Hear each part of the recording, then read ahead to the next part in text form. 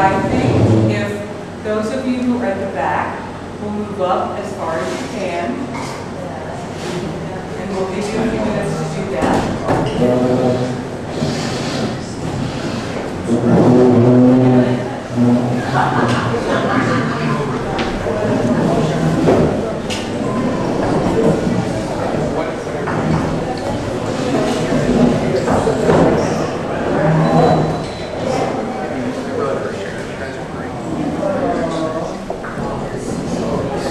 And by all means, do feel free to bring some chairs up here to the very front.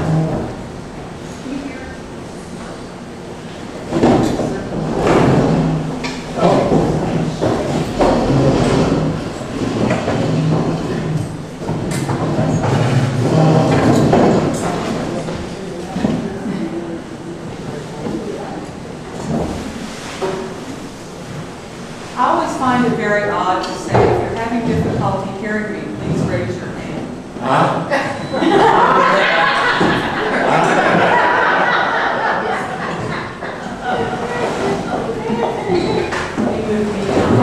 There you go. Okay. A brief word about me. I think I wrote the glossy bio that's in your information. And again, I will say, if you are having difficulty hearing, there's room up front. I can't try to talk louder, but I'll forget eventually. I know this about myself. My name is Terry Parsons. I am now the Rev as of July 17th.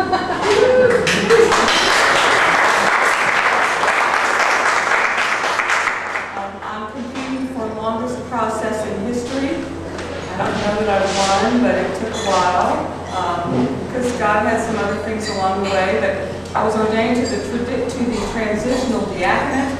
There will be another ordination in my future sometime in January, February. Deacon in charge at St. Albans Episcopal Church in Bay City. And yes, for those of you who know this, the Episcopal Church does not have deacons in charge, except when we do.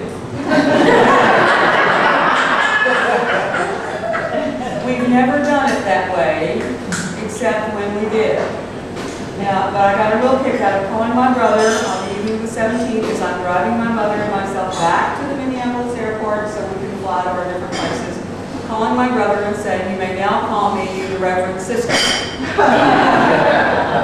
I'm a native Kentuckian. I was born in Berea, Kentucky, in the foothills of Appalachia. My family's been in Kentucky since about 17 something or other. We like the hilly parts. We're not true Appalachian people, but we are foothills kind of folks. I think we just like the contour of the land. It probably reminded us of something in England or Ireland or wherever we came from. When I was growing up, in order to get to my grandparents' house, you drove the last 5.2 miles. We clocked it one time. You drove the last 5.2 miles. When you got off the two-lane, dinky little state road, you drove it on a dirt road. And in order to visit my great-grandmother, you went on down that road until you finally turned your vehicle to the left and started up the hill on one of those, I know some of you are familiar with these, it's the two dirt tire track places with the grass growing in between.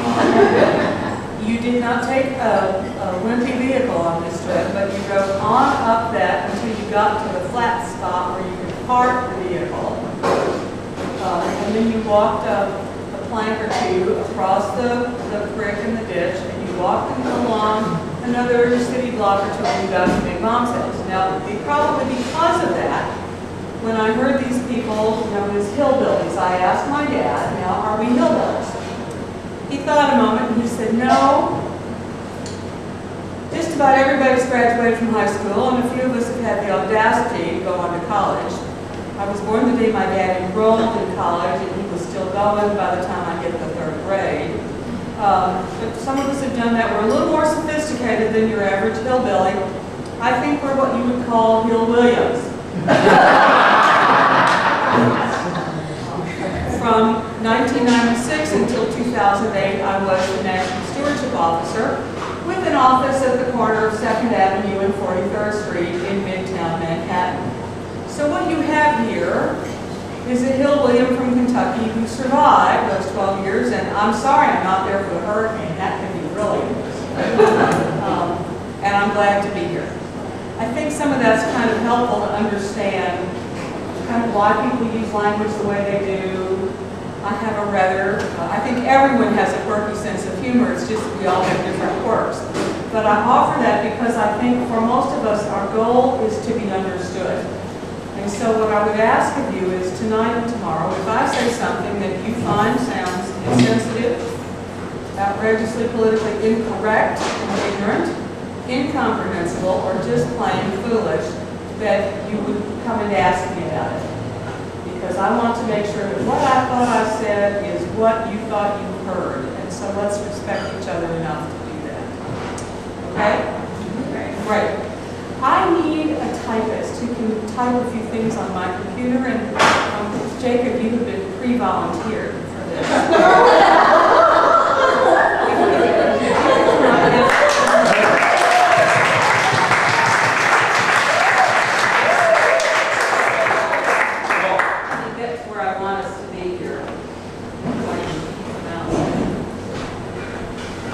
Quick brown fox jumped over the list. I'll just lose the cursor.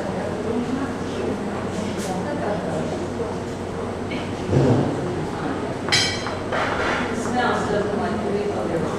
Okay, here we go. I developed a habit several years ago of beginning the conference by asking what I call the get your money's worth question. Namely, why are you here?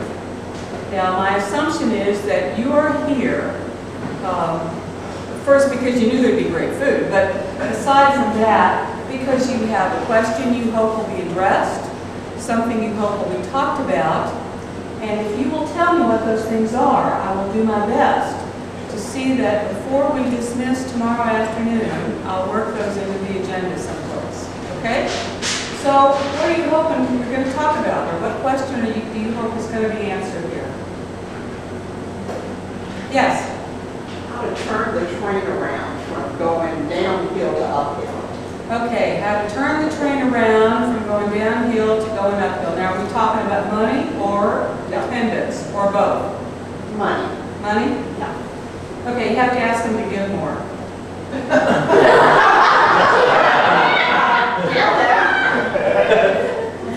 I also encourage you to use a tough word called tithing. Several years ago, I know none of you got this and you never heard of it, but one year I sent a poster to every congregation that had 5 reasons to tithe. And next year I thought, well, if you're going to give people reasons, you need to tell them a non-abusive way to do it. So the next year I sent a poster called 3 Steps to Tithing. I don't remember if I put my current email address in the steward's note. Is that in the folder? Oh, you don't know, whatever. So here's an email address that will find me, and I've got the artwork for the poster. I stole it when I left the Episcopal Church Center. Well, actually, I didn't steal it. It was only on my computer anyway. Wow. So, and I figured nobody else would really care, so I just copied it onto my flash drive. But I have the artwork for both of those posters. Here is the email address that will find me. It's really easy. It's Rev. I do like it. Rev Terry Parsons, Terry with a Y, Parsons with an S, @gmail.com. And if you send me an email and you don't hear back from me in 2 weeks, send me another email that says you promised.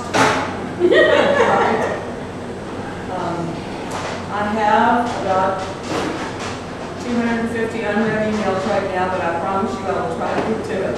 But I can send that to you. I usually just email it off to Kinko's and then go pick up the poster. It costs about $2.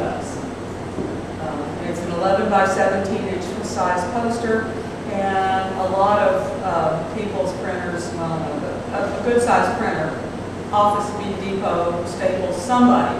It's a standard size paper, so it's not anything gaudy. Okay, but that's the quick answer. People will not give more just because you want them to. I also believe in tacky prayers in public.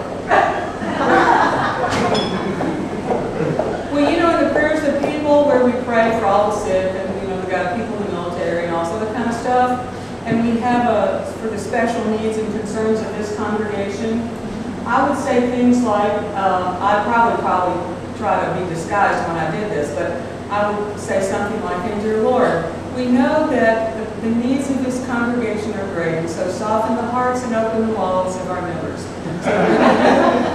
so that we can do the work that we feel you're calling us to do." I do that. Okay. Here are the 3 steps to tithing, and they both give you things you can talk about to encourage people. Step 1, become a first fruits giver.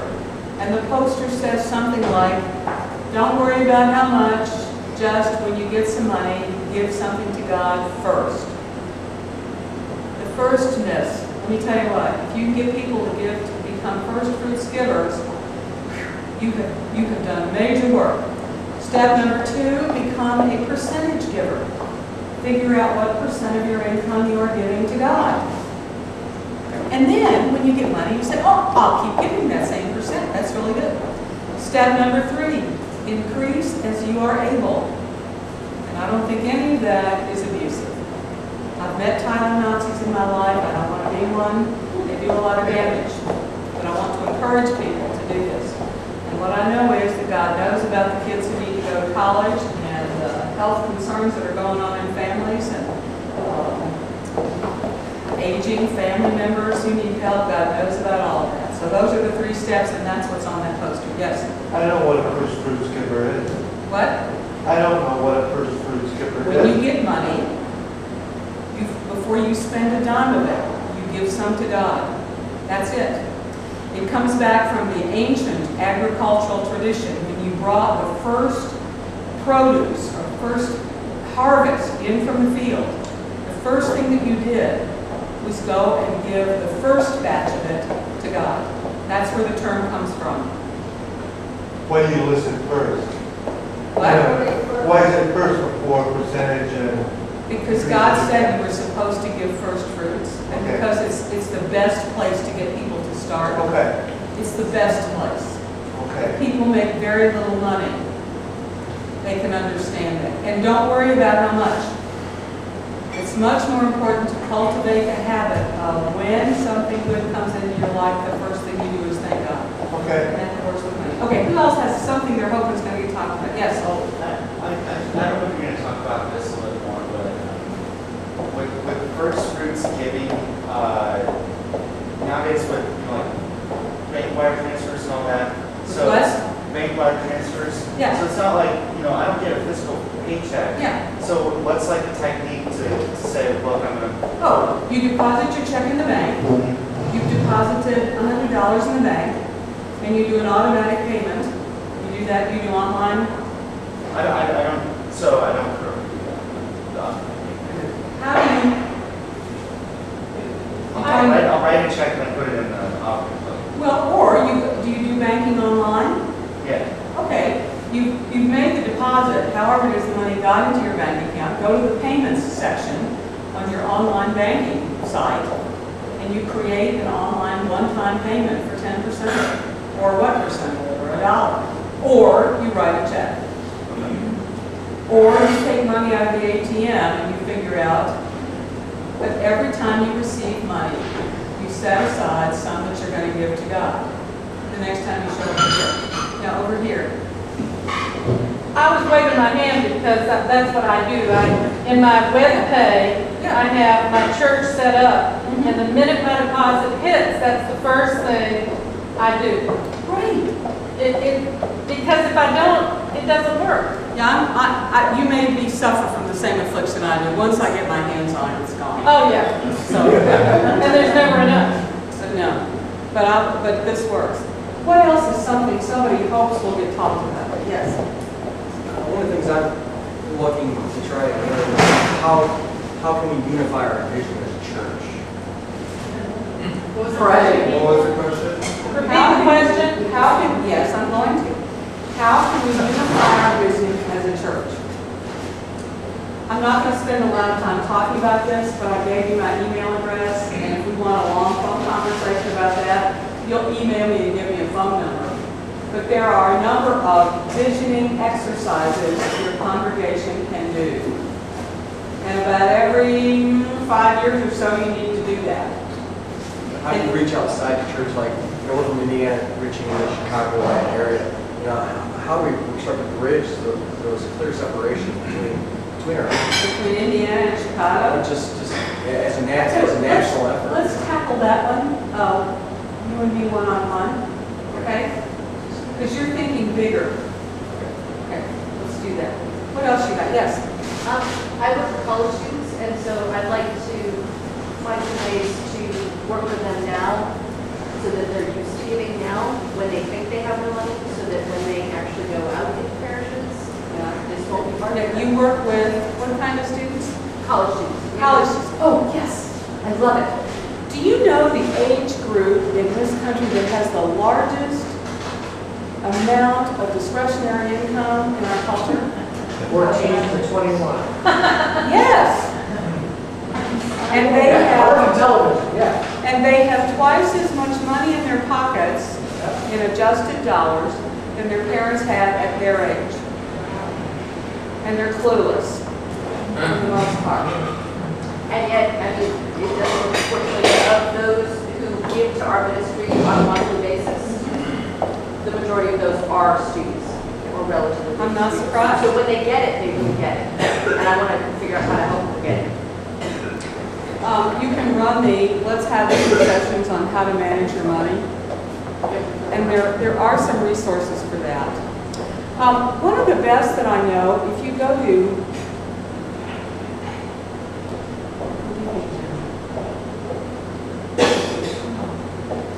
3 Simple Rules, THREE, Simple Rules. I think it is .org, it may be .com, and if the website's vanished, let me know.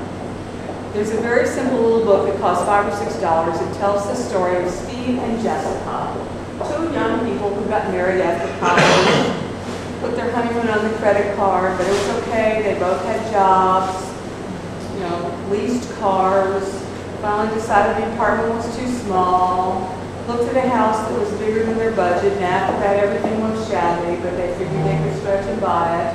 And then of course they had this empty house with no furniture. I mean, it's absolutely ordinary story, and got themselves in financial trouble. The guy that wrote it is, it's not the UCC, I've forgotten.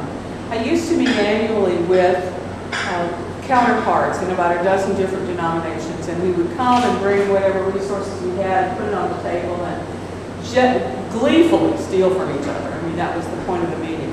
And one year, one of the guys brought this late, Ted Beers was his name, and he had written this book and developed a counseling ministry in his congregation.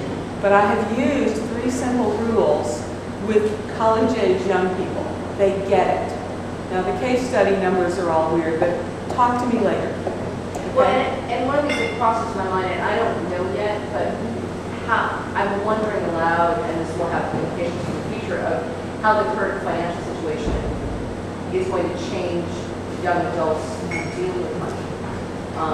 Whether they will be as free with credit cards. Well, I will say, we're all paying our credit cards off. I mean, credit card debt in this country has dropped significantly since the beginning of the day. That's a good thing. But I've used that. I put together something I called Living Wisely, which was, I adapted some of Ted Beers' work. I sort of changed the language so that it sounded more Episcopal. It's kind of out of date. It's really simple, but what I wanted was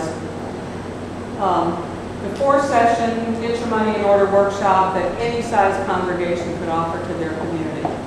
Like I say, it needs some work, but if you're willing to look at it rough and not pass judgment, I'll send it to you. Okay. What else are you hoping is going to get talked about this evening and tomorrow? Yes? Well, this will seem absurd, but I want to know why in all these years I've never heard of the phrase first fruits giving. Where have you been hanging out? I've been hanging out here In the Episcopal for Church? 4 years. In the Episcopal Church? Well, that's why. It's more common to people like Mennonites than No Mennonites. than it is to Episcopalians. Okay. I've been talking about it All right. for more than a decade, but you are not alone in All saying, right. what is this? All right. You're absolutely not alone. It's in the Bible. It's been around. I believe you. But it does not get talked about. Money doesn't get talked about very openly. Talk about money all the time. Well, we probably talk about it in terms of how do we going to get people to give more, but I suspect we're not unusual, but we have a pyramid where, I'm horrible with numbers, but maybe 10% of the people who pledge are getting 80% of the income. 20 give 80, yeah. Mostly That's right. older, getting up in years, and a broader base of. We've done a wretched job of forming our children, Exactly. and now we're paying for it. We've got to get that Yes. broadened out. Yes. That's why we have a workshop tomorrow entitled, Will Our Children Be Stewards? And the answer to that question is, not if we don't get busy. But it's not just the children, it's their parents. Yes, I know, it's us baby boomers who thought everything was going to come on a silver platter for us. Rude awakening. And our Gen X children don't want to come to church anyway. Because we didn't make them. We did. Yeah, some of us did, but some of us didn't. Let me tell you something. Generosity is more fun and a bigger high than anything I know of. And I think it's time to kind of confess that to everybody. I'm thrilled to death with Bill Gates and Warren Buffett, who, especially Warren. If he's not the cutest, generous grandfather you could find, who's just gleefully giving away money. Wonderful examples. I'll never have billions, but I got $1 or two, and it's fun. It's absolutely fun. Anybody else have something they hope is going to get talked about? Yes. I think I realize that tithing itself speaks specifically to money, and that we live in a capitalist society where we can't operate without money. But at that same time, I'd like to Stewardship is more than money. I'd like to see more Well, let me tell you what I do. on the gifts that people can bring. Okay, I usually talk about money, and here's why. I've never had a conference in which somebody didn't say exactly what you said. And here's what I figured out. We will talk about time and talent with greater ease than we talk about money. Money's tough. And so I usually use most of my time with that. But let me say a word about time. People will give you money these days easier than they will give you time. Time is outrageously precious. I don't know how many congregations we have where people will pay someone else to do it because they don't have time to do it. So it's becoming really hard. Talent. Tomorrow when I talk about giving in the hierarchy of need, I'll have a word or two about the way in which we incorporate people into our congregations. And we do not take the time to get to know them before we try to put them to work. We don't have the kind of intimate conversations. We're talking about how do you find out what gifts and skills and whatever. Every new person who walks into your congregation is a prize package God has thrust through the door. And you have to take time to get to know them. And I will suggest to you that the collective talent that's gathered there is a tip-off to the kind of work the congregation ought to be doing. Stewardship is using the gifts God has given us, all of them, to do the work God is calling us to do. Now, if you've included the little steward's notebook thing that I sent you, it's got a bibliography in it that lists a really good exercise for getting at not just the talent, but the relationships and so forth that congregations have. It's in a book called The Power of Asset Mapping, written by a good Lutheran. It's an exercise any congregation can do. It takes 2 or 3 hours. Does not take 6 months. If you are looking for a good talent survey, there are a number of them online. You can find one you like and adapt it. Just Google talent surveys, church, whatever. You'll find a lot of them. And take the time to get to know them. You don't get the talents because you don't ask. Or you don't, sneaky get to know people so that you have a sense of what they are. Yes? I'd like any pointers you have on how to get more comfortable talking about money. And not just from the rector's perspective, but from, yeah, Okay, well, how's the congregation work out? gee, I don't think the Stewardship Notebook has got in it. The Stewardship Notebook, by the way, is just a set of handouts I've used a lot, and I just put some cartoons in them to keep you awake. Because they were good cartoons. But I did something called 5 Steps to a Money Conversation. And my first advice is to teach what Jesus taught. Now this is my tip. Put the tough words in Jesus' mouth. Come on. He's Jesus Christ. He can take it. Now, Sarah, I'm not picking on you because you are the priest here, but a young priest once asked me, he said, "Boy, if I do what you're telling me to do, I'm going to talk about money all the time, and my congregation won't stand for it." I said, "Listen, you tell your congregation, Jesus is my model in all things. And I promise never to talk about money any more than Jesus did." And he went, "Well, I can say anything." That's right. But just tell them. Just quote Jesus. Now, other ideas about talking about money. One of my best friends is the Right Reverend Greg Ripley, the Bishop of Olympia. Yeah, I know. Well, guess who got into his first stewardship conference? That's my contribution to the Episcopal. Oh, well, thank you, Terry. Well done. Yeah, well done. He's terrific. Greg, when he was the rector at St. James in Austin, Texas, one year sent a letter to everybody at St. James in which he said, "Marty," that's his wife, "Marty and I talked it over, and this year our income will be," and so we decided we're giving X number of dollars to St. James, real numbers, and sent that out to everybody in the congregation, and these are real numbers. This is a priest talking real numbers. And they were weren't quite sure how to take that. But by the time he'd done it for about 3 or 4 years, they were really proud of that. And I'm happy to say that his first year as the Bishop of Olympia, he sent a similar letter to everyone in the Diocese of Olympia saying, "You're paying me this as the bishop, and this is our income, and here's how much we will be giving and how we'll be doing it." Now, here's the thing. One of the things that makes talking about money difficult is our fear of using real numbers about things. Now, I don't recommend that everybody do what Greg did at St. James. You really have to do some prayerful discerning about the relationship that you have. But we do silly things. I read by the way, my favorite letter that Greg did was the year he said Austin, that's their son, he's about 8 or 10 at the time. Austin got a raise in his allowance, so Austin will be making a pledge of whatever. And it's very clear that little Austin was being taught he was going to tithe on his allowance, which I thought was really healthy. Reading a brochure from a church in Connecticut about their endowment fund. The endowment fund was 50 years ago with a generous gift, How much? I don't know. It is so strong to a significant amount. And represents a large portion of our annual operating income. How much? So one of the places to start is use real numbers in your financial stuff. Financial transparency about congregational matters is really critical. And that means that you may have family members who will have greater or lesser degrees of comfort about you sharing, and you have to honor those. I tell stories about both my sons, and I finally said, "I've been telling these stories as I've traveled around the country. Please give me permission to do it." And they were like, "Would it make a difference?" I said, "Yes, it really would." So I have permission to tell all these family stories. Talk real.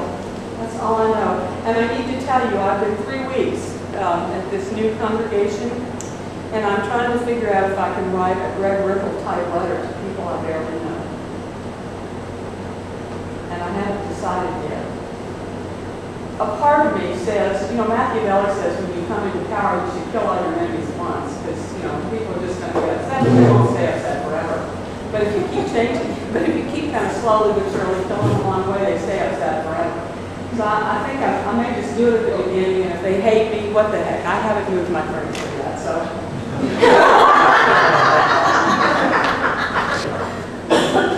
Okay. I'll take one more thing, yes. You made a very succinct statement a moment ago about stewardship is. Yes. I'd like you to repeat that. Oh, it'll be in your stewardship notebook, but stewardship is using the gifts God has given us to do the work God is calling us to do. And that makes your point very important about the time and the talent. I think figuring out the gifts is an essential part of figuring out the work. I mean, folks, if you're tone deaf, God is not calling you to lead the choir. I mean, really. A congregation is a collection of gifts, and knowing what those are helps you determine what the work might be that you are called to do in the particular place you are. And you don't need to keep doing the same thing for 50 years just because we've always done it that way. I mean, I see all the time ministries that have outgrown, get harder. The people who used to do it aren't around anymore. And so the gifts that pull that together and make it work aren't around. So that's the definition. There's one other one that I also like very much. Comes from, I think, nobody knows where it comes from, but I heard it quoted as coming from a former stewardship officer, a great guy from Texas, whom I never met, named Bob Bonner. And he said, stewardship is what I do with all that I have, all of the time, after I say, I believe. And I like that. I like that a lot. Okay, you had something? Yes. Yeah, I mean, things that we struggle with, we have an endowment. What? We have an endowment. Oh, yes. Which is actually preventing us from living into our gospel identity. Because Yes. the endowment this, the endowment that, we have to preserve the endowment. So how do we have an honest conversation that we can live as Christians without an endowment? How do You we, might try doing it. well, we're trying, but nobody believes it. Yeah, well, endowments. Okay, let me say a couple of words here. Endowments ought to be good things, but they occasionally develop these little demonic overtones. And so, I need to tell you that the first tenth of my estate is designated for an unrestricted endowment fund for, I think I've got some going to my diocese, I've got some others going to my church, and I'm on to my attorney to change those. Because I believe you should tithe on your estate. Firmly believe you should tithe on your estate. And I want that to go into an unrestricted endowment fund. I want a congregation to have a good policy about unrestricted bequests. And if you want to know what my thought on that is, most vestries won't adopt it. It's kind of hard. But for endowment funds, first of all, most people who oversee those are concerned with maintaining the corpus. In other words, making sure the endowment holds its value. And they don't do asking those of us alive and breathing today to remember God in our wills. So in other words, what they're doing is they're making all those generous dead people do all the work. If I had an endowment fund in my church, I would say, and we will spend all of the interest every year. Well, most endowment funds don't do that. They do the rolling average, so it'll kind of be the same every year. And I'm like, right, but I think you should spend all of the income every year. And if it's high some years, that's fine. If it's low some years, that's okay too. Now, there are people who adopt a policy where the endowment fund can be used only for outreach. Well, now I have to talk about that too. So here's what I think. I think outreach is the fun part. And the unfun part is keeping the lights on, and God forbid we should sweat in the summer so the air conditioning doesn't work and all that stuff. So if you restrict the endowment fund for only outreach, I am left doing the really boring part. So again, I would say, why do dead people get all the fun? So, I mean, really. And we simply devise a couple of sensible policies to keep the endowment from making us crazy. It was put there to do work. and to do work for generations yet unborn. So here's my pitch about, in spite of whether your church has a demonic endowment or not. Please don't go home and say, Gary Parsons said we had a demonic endowment. And her email address is. Well, then they're going to say, we're glad you're not the next. You're just out there causing trouble in Bay City, Michigan. Anyway, here's what I believe. I believe you should tithe on your estate. A couple reasons for that. First one is, if you've tried all your life to tithe, then you've never made it. And I promise you, it's not, you're not going to miss a penny. The other reason is because it is your last chance to witness to the people you love best in the world about what truly was important to you. And so, yes, I have remembered God in my will. I have two fabulous sons I didn't deserve, who are married to better daughters than I could have found on my own for them. Go figure. And I told them, here's what the estate is for. Actually, I said, your dad was retired as a prosperous lawyer. He's got money. I'm your mother. I'm the church lady. But you're covered. He'll pay. I'll pray. But don't expect that money. And I said, here's why the first tenth goes to God. First of all, it's the smartest way I know to organize your life. You put God first, and that means you put God first in everything. And you do that in giving back a tenth of everything God gives you, including whatever you accumulate in your life. But here's the thing. I'm traveling around the countryside telling everybody they ought to do this. And I hope some people take it seriously. But the truth is, you are the two people on this earth that I love more than my own life. And I want you to know, I really meant it. That I have that kind of integrity to my last breath. It is your last chance to tell the people you love the most what is the most important. Don't blow it. So, that's enough. I will take other questions on grapes. Yes? I just want to say, I always probably had endowments, but people are not scared. Yeah. They say that you don't need the money. You don't give because the church needs the money. You give because you need to give. Well, I know that. I know. But that's what you tell them. Yeah. You can say that's an irrelevant concept. Yeah, It really is. I mean, it doesn't matter how much. yeah. You think that if you gave a little more, the church could do a little more? Come on, think of that. I'm very serious. Now, I will tell you something about that question, and then I'm going to move on to some other things.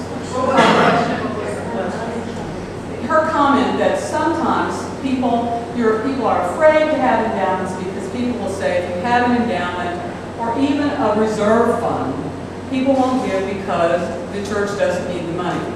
Okay. Well,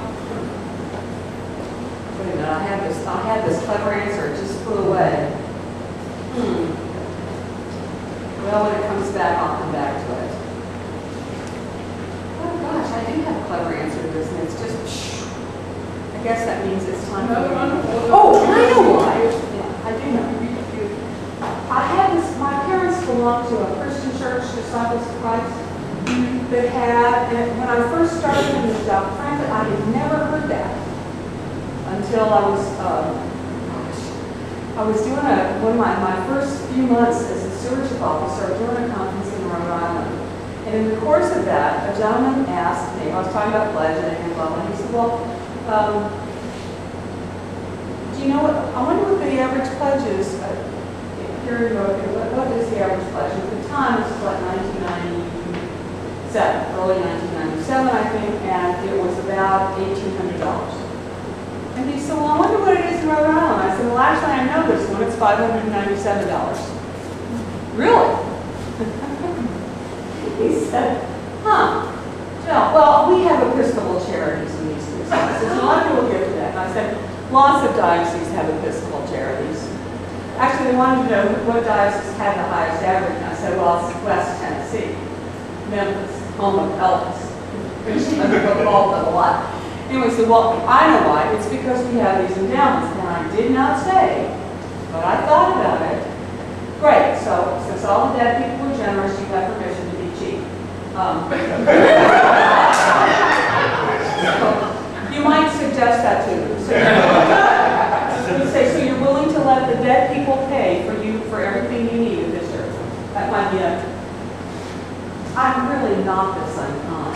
It's funny. But you all are laughing, and that just proves it. Okay. What I'd like to do is just say a few general things, but I want to start, and you're done.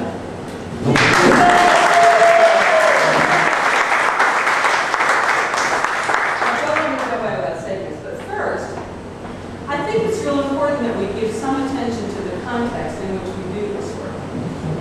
So, I've got a couple of things that help me kind of articulate something about the context. These are some videos that come from a website called sermonspice.com. It's in your bibliography. Let's try this one. I think it kind of says something about the world in which we live.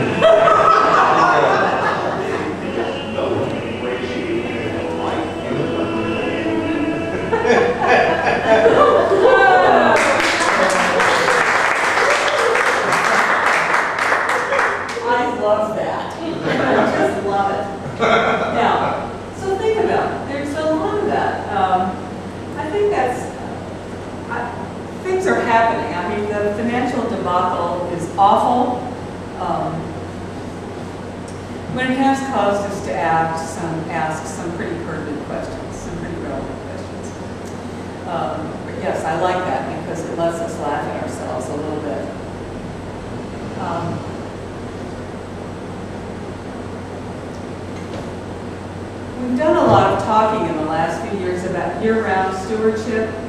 I want to be very clear that that does not mean you talk about money all year. It means that you talk about it holistically. You talk about it as time and talent and treasure. And you talk about it as using all of the gifts to do the work.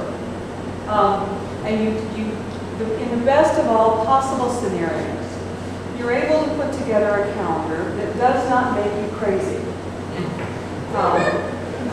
Too many of these things have you do committees and do something each quarter, and it just makes you feel like you're always setting up tables and chairs and breaking them down and doing the dishes, and you're exhausted. So I would suggest that a good annual stewardship program has something that happens in about the first 4 months. That maybe 3 or 4 weeks study about something. It might be about prayer life. It might be about spiritual gifts. It might be about actual talents. The little book, Listening Hearts, which is about discerning. An excellent small group study. And not all of it is for everybody. That sometimes summer is a great time to do backyard Bible study. Small group, and you have a format. I wrote one time 6 weeks of talking about God and money, which is scripturally based, and you read the scripture and talk about what that might mean. You might do something like that where you can do a similar kind of approach about environmental stuff. I mean, the word dominion over the earth, it's translated in a bunch of different ways. And that some form of Bible study, something for children around the question, will our children be stewards? I'll talk tomorrow about a book called Prodigal Sons and Material Girls, How Not to Be Your Child's ATM. Great study book for adults. A friend in Memphis, Mavis Curate, picked something to do with the young family people, and I said, oh, read this book, I love it. Well, they hated it when he suggested it. They said, we're tired of people telling us how to be parents. Okay. But he talked them into a couple of weeks, and they spent 6 weeks talking about that. Talking about the impact of the commercial culture on their children. Not just in terms of their money, but what do you want to do when you grow up? I don't ask children that question anymore. I was asking a young woman, 19, who's figuring out how to get herself through college and work at the same time, but she doesn't have scholarships or money. And I said, I don't ask that question to anybody anymore. My question to you is, what do you hear God calling you to do? What do you hear God whispering to you? Much better approach to helping kids deal with vocational. And then in the fall, you do a financial commitment program. Advent, especially significant, but Advent, I've got to talk to my congregation into doing an alternative gifts fair this year. And we set up our parish hall during coffee hour with a bunch of tables for other places where instead of, I said, I've told my kids no, you don't need to buy me anything else, I need to dust. Well, I don't dust anyway, so. My story is, I don't have time, I like it, I'm sticking to that story. And so, one of my sons always I'm supporting Doctors Without Borders. Those encourage families to have those kinds of discussions. An interesting thing to put in when you're, one of my friends called the Final Affairs Fair, and they had the parish all set up, and they had an attorney who could give basic advice about wills. By the way, everyone does have a will. You know that, don't you? You just may not like it, because the state of Illinois has written one for you. So you have one, and you may not know that. Now, they had someone from nursing homes talking about that, somebody from a funeral home talking about the legal requirements for funerals, and some states require you to embalm bodies, some don't, all kinds of things. They had somebody from interim care, what do we call this, assisted living, and so people got to walk around and get some really decent information about what may be the last 20 years of some of our lives before they might. And some people who really needed to know. So you can set up some things like that. Do some things like that. Do the financial commitment program. Do a scriptural study. And do some other event that talks about some other aspect of life. Yes? I want to challenge the notion that it's wrong to be talking about money all the time. I think it is reasonable. Well, I'm not lying about money all the time. Well, I will tell you. We don't talk only about money. We don't have a I think we are in desperate need of a conversation that can be healthy and liberating. That's the conversation we don't have. My fantasy is that the church can become the place where a conversation about money that is healthy and liberating is possible. Most of the conversations about money are, obviously you don't have enough, you need to save it with us, or you need to spend it with us. And those are not healthy, liberating conversations. We're the people who have the conversation that says when we say all things come unto you, O God, we mean all. All. And so what do we do about that? We can have that conversation about money. I think for most of us, the culture of individualism and bootstrapping has been inspiring for a lot of people, encouraging. But there are ways in which it's not always healthy. There are no self-made Christian millionaires. There may be God-assisted ones, but I promise you, we don't believe anybody is a self-made millionaire. Counter to the culture. We are first and last countercultural. I talk about tithing, and I have been places. This hadn't happened for a while, but my first year doing stewardship consulting, I remember getting to the congregation in, it was North Carolina, where I was going to be, and this man got the curator who said, now the rector has asked me to talk to you And we hope you're not going to use some of the language you used when you met with the best or your religious. I fondly refer to what most people call stewardship. It's that annual thing in the fall. I used to call it the fall decathon. He asked me not to use that term. I said, well, can I talk about tithing? And they said, well, maybe a little. I do have a video I want to show you about tithing. Do your speakers turn up at all on your video? What? We have the speakers on the computer and on the tape as loud as they'll go. Okay? So listen very carefully. This one has some dialogue in it.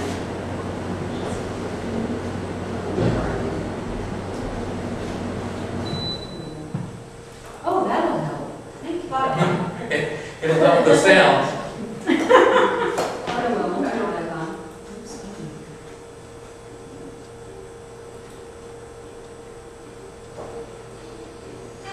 Oops, wait a minute, sorry.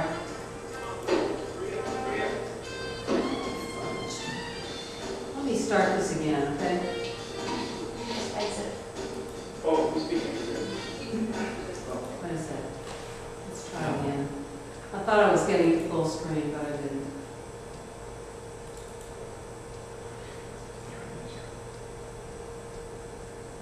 There we go.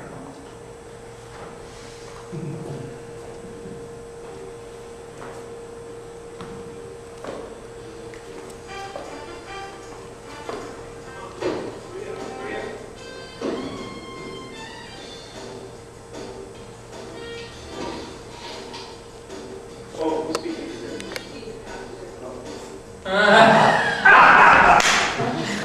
What? Who's speaking today? Senior pastor, and he put more money. Oh, turn around, put some more money in.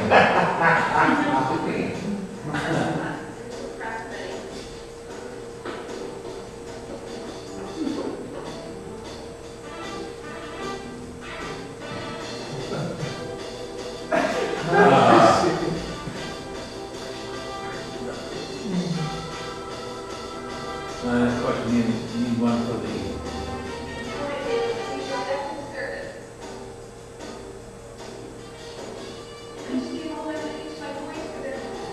We take credit cards.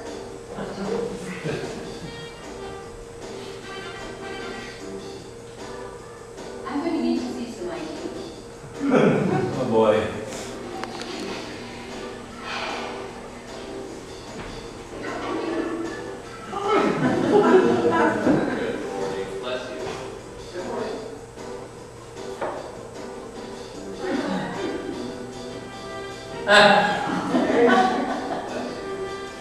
Bless you. Bless you.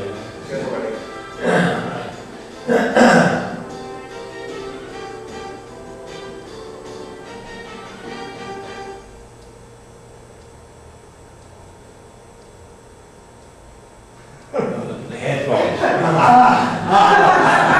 Oh yeah, right.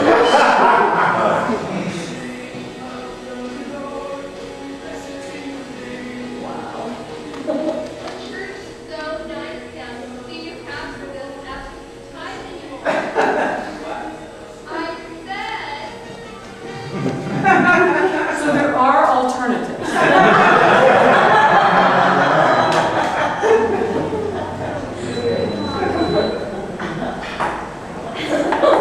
You bought a quarter in your pocket. Now, I think it's important that members of your congregation know what it costs to have the doors open, to have the lights on. I once suggested to a congregation, I said, why don't you have the worship service they can really afford? Turn off the lights. We got candles, you know. And surely we got bulletins you can fan yourself with in the summer. But that was being facetious. I really don't suggest that. But you do want to do appropriate financial reporting. And I would suggest to you that one of the best ways to do that is to create what I call the mission-driven budget. Most of us at our annual meetings produce a line item financial report. for the last year. And it's the way accountants do them. You start off with the major expenditures, which usually have a lot to do with your staff. You get to utilities and so forth. And it's hard. They don't tell you what you hope to do. I would suggest that you take your mission statement, assuming you have one, and you take each whole thought in that mission statement and you list the expenditures directed toward achieving it. The only mission statement I can ever remember is, we are a large, loving, disciple-making Episcopal congregation. Because we did a pastor meeting and we put up large. Well, they ran ads. They prorated the rector's package in terms of how much time he spent, calling on people who visited and doing all kinds of stuff for all these things. And we listed all of that, and we had a couple other things. Large, loving, that was all the outreach money. Disciple making, you get a real block there. This was a new start congregation. They're meeting in a school. They could have church school for kids during the worship service, but they had no adult formation, so they flunked that. Disciple making, Episcopal, okay, the altar field stuff and wine and the wafers and all that kind of jazz. And so you could look at, here's the mission statement, here's what we're spending to do this. Much more interesting financial presentation. It says, here's what we're trying to do and what we're spending. And I have to tell you, I quit taking accounting classes after a couple of years because I was doing really well and I didn't want to push my luck. But I have no evidence that violates any of the generally accepted accounting principles to do that kind of budget presentation for a congregation. It keeps you honest. And if you can't do it, if you can't use your mission statement in that way, then it's time to create a new mission statement. I'm thinking about asking a congregation, their mission statement, I think on the website, was reaching out to the neighborhood and beyond. And I said, well, tell me how you do that. And I had just quit preaching and gone to meddling at that point, because absolutely not. And they could not use that. I mean, they couldn't figure out a way to use that. Your mission statement ought to help you make decisions about the allocation of resources. Time, talent, and treasure. So that's my next tip. And it's 10 to 9 and I have one more video. Because I think it's, and this one has no dialogue in it. You can just watch it. I think they're on. Yeah. This is called The Plate. And what I would like to encourage you is look at this. Because when you talk about the time and the talent, and especially the money, people need to understand what happens because they give. And this is a really good example of that.